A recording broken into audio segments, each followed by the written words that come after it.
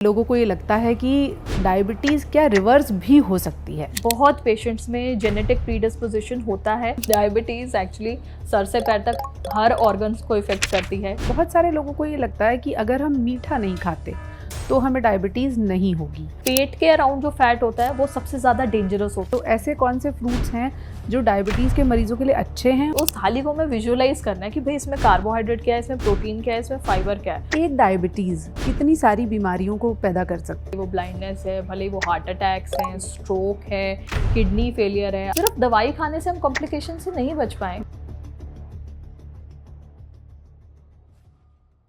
लोगों को ये लगता है कि डायबिटीज़ क्या रिवर्स भी हो सकती है। ये एक बड़ा यक्ष प्रश्न है और सोशल मीडिया पर बम्बार्डमेंट है कि डायबिटीज़ को आप रिवर्स कर सकते हैं। आप क्या मानती हैं? अगर हम डाइट में सिग्निफिकेंटली चेंजेस कर सकते हैं, हम एक रेगुलर एक्सरसाइज शेड्यूल को अडॉप्ट करते हैं और मेडिकेशंस भी एटलीस्ट जब हमारा शुरू में ब्लड ग्लूकोज लेवल काफ़ी हाई है तब तो हमें देना ही पड़ता है। बट धीरे धीरे कुछ पेशेंट्स ऐसे हैं जो कि रिमिशन में जाते हैं और कुछ समय वो दवाइयों के बिना भी मैनेज कर पाते हैं। बट हाँ, उनको रेगुलरली मॉनिटर करना पड़ता है। और ये तो नहीं कह सकते कि डायबिटीज़ बिल्कुल प्रोग्रेस नहीं होगा। थोड़ा बहुत प्रोग्रेशन इस बीमारी में होता है। हर साल थोड़ा बहुत हमारा इंसुलिन लेवल ड्रॉप करता है एक बार हम डायबिटिक हो जाते हैं तो थोड़ी बहुत मेडिकेशंस जो है कुछ समय के लिए ज़रूर बंद भी हो जाते हैं बहुत सारे पेशेंट्स के। अच्छा, ऐसा हो सकता है? तो हो सकता है, ऐसे पेशेंट्स हैं। और ज़्यादातर ये होता है यंग पेशेंट्स में या जिनका लाइफस्टाइल पहले बहुत ही ख़राब होता है और अब बहुत ड्रामेटिकली वो उसको इम्प्रूव कर लेते हैं। और बहुत इम्पॉर्टेंट इसमें जो प्रिडिक्टर है रिमिशन का वो है वेट लॉस। जो पेशेंट्स काफ़ी ओवरवेट हैं, ओबीस हैं, मोटे हैं और वो अपनी बॉडी का 10 से 15% वेट लॉस कर लेते हैं। बहुत सारे लोगों को ये लगता है कि अगर हम मीठा नहीं खाते तो हमें डायबिटीज़ नहीं होगी।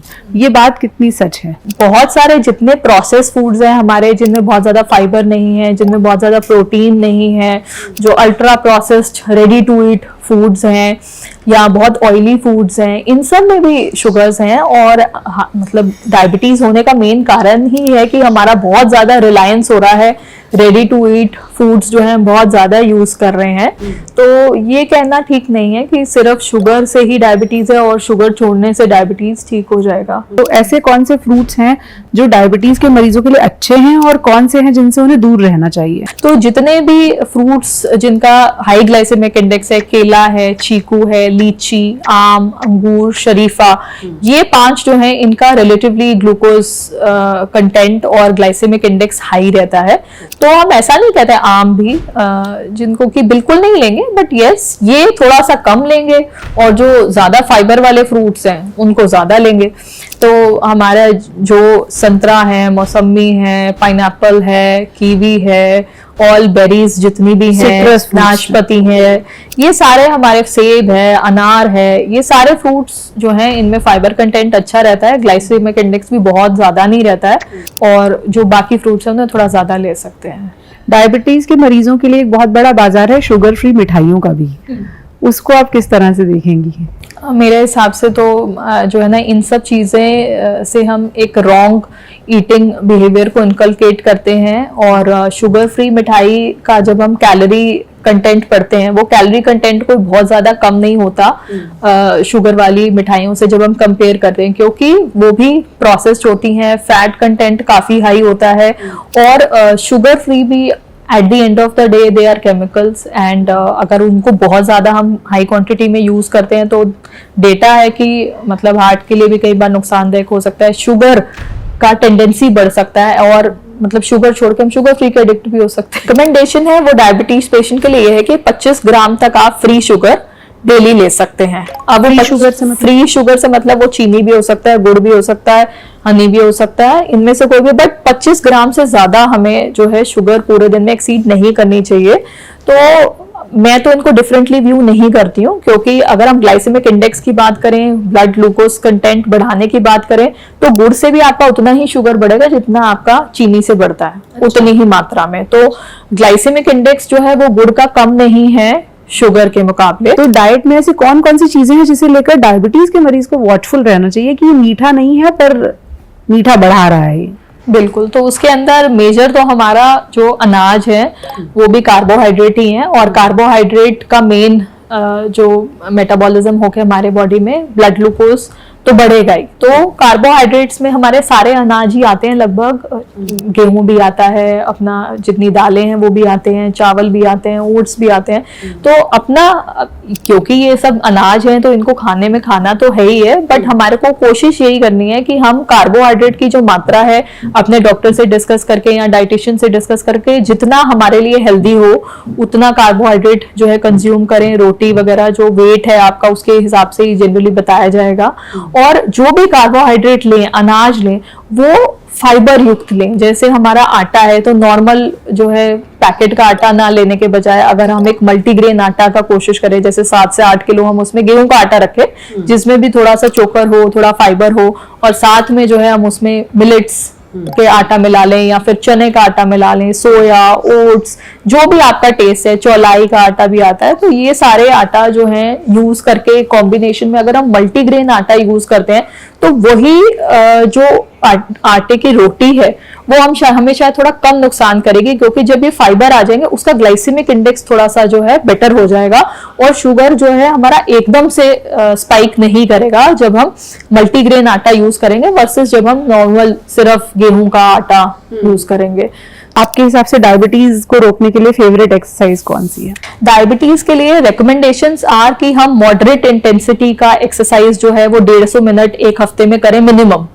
तो जो आएगा लगभग आधा घंटा, अगर हम हफ्ते में 5 दिन एटलीस्ट कर लेते हैं तो वो बहुत ज्यादा है भी, ये बहुत ज्यादा नहीं है, मगर मॉडरेट इंटेंसिटी होना चाहिए। मॉडरेट इंटेंसिटी माने कि ऐसी एक्टिविटी जिसमें थोड़ा सा पसीना हो, थोड़ा स्वेटिंग हो, थोड़ा दिल की धड़कन तेज हो। तो बिल्कुल लाइट एक्टिविटी नहीं, एटलीस्ट इतना कि जिसमें रफली, जैसे अगर हमें बताना है तो हम ये कह सकते हैं कि थोड़ा आपको स्वेटिंग होना चाहिए, इतना एक्टिविटी होना चाहिए, या थोड़ी दिल की धड़कन आपकी तेज होनी चाहिए, तो इतना इंटेंसिटी का एक्सरसाइज होना चाहिए। प्लस हम जो डायबिटीज पर्टिकुलरली अपने कंट्री में देखते हैं, प्रोटीन इंटेक कम होने की वजह से हमारा बॉडी टाइप भी इस तरीके का है कि हमारे इस रीजन में, इंडिया में, एशियन एथनिसिटी में थोड़ा मसल मास अच्छा नहीं है। तो जो है ना, हाथ पैर लगभग पतले हैं, अधिकतर लोगों का फैट जो है वो पेट पे है। ये एक टिपिकल डायबिटीज का पेशेंट है जो कि हम लोग रेगुलरली देखते हैं। तो पेट के अराउंड जो फैट होता है वो सबसे ज्यादा डेंजरस होता है, सबसे ज्यादा इंसुलिन रेजिस्टेंस करता है, और डायबिटीज और हार्ट अटैक का रिस्क सबसे ज्यादा उन पेशेंट्स को होता है जिनका जो वेट है वो पेट के अराउंड सेंटर्ड है।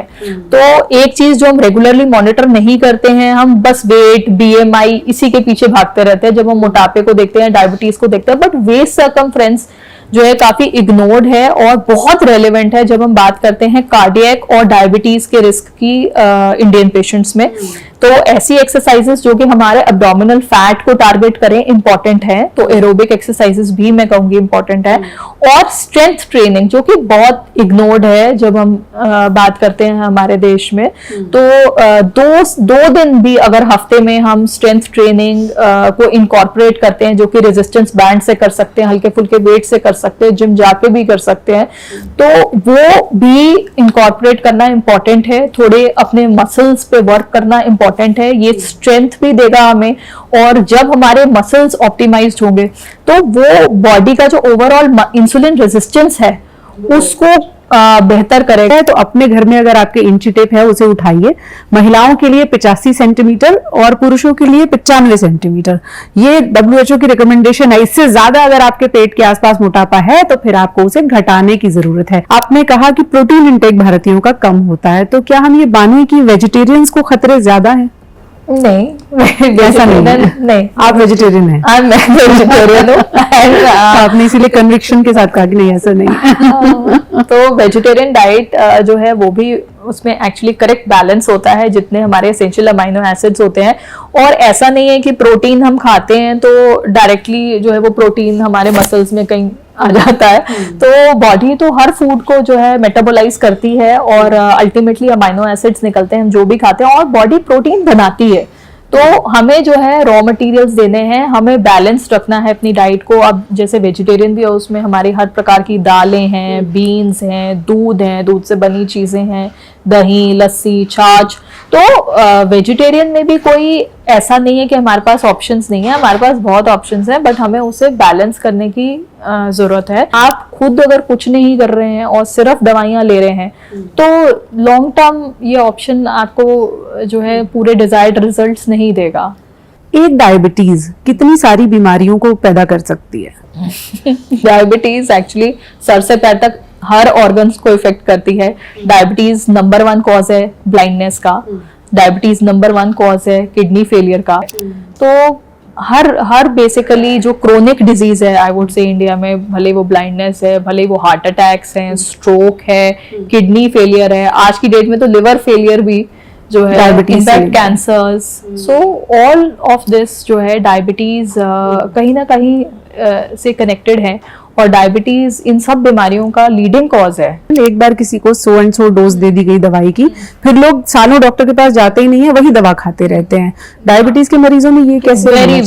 वेरी बहुत कॉमन प्रॉब्लम है एंड ये आपने इशू रेज बिल्कुल ठीक करा है, बिकॉज ये बहुत कॉमन है। तो लोगों को लगता है कि आप एक डायबिटीज का दवाई पता चल गया, आप इसको खाते रहेंगे बस, और अगर बढ़ा भी है तो मतलब यही है हमारी किस्मत तो ये खाते जाएं, बट ऐसा नहीं है। हमारे पास बहुत अच्छी दवाएं हैं और जब हम डायबिटीज का इलाज करते हैं हम कॉम्प्लिकेशंस को तभी प्रिवेंट कर सकते हैं अगर हम HbA1c जो हमारा 3 मंथ्स का एवरेज शुगर का टेस्ट है, अगर वो हम 7% के नीचे रखते हैं। और भी बहुत सारी चीजें हैं, बट एक रफली अगर हमें एक डायरेक्टिव देखना है कि कौन सा टेस्ट है जो सबसे इंपॉर्टेंट है, तो वो HbA1c है। हर 3 महीने पे आपको कराना है। अगर वो 7% के नीचे है तभी डायबिटीज रिलेटेड कॉम्प्लिकेशंस को आप अवॉइड कर पाएंगे। अगर वो 7% के ऊपर है मतलब आपको मिलना है डॉक्टर को अपने, और दवाई की डोज एडजस्ट करके हम उसको कंट्रोल कर सकते हैं, बिल्कुल कर सकते हैं at any level of HbA1c। और डोज एडजस्टमेंट इसीलिए रेलेवेंट है क्योंकि अगर हम HbA1c को 7 के नीचे नहीं रख पा रहे तो सिर्फ दवाई खाने से हम कॉम्प्लिकेशन से नहीं बच पाएंगे।